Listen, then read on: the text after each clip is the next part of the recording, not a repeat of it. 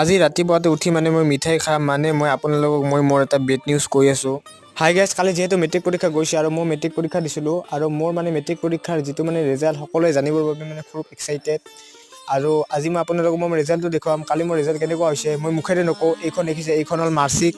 আজি মই আপোনালোকক মাৰ্কশ্বিটখনক মোৰ কালি ৰিজাল্ট কেনেকুৱা হৈছে দেখুৱাম। এইখন মানে মোৰ মেট্ৰিক পৰীক্ষাৰ মাৰ্কশ্বিট আছিল।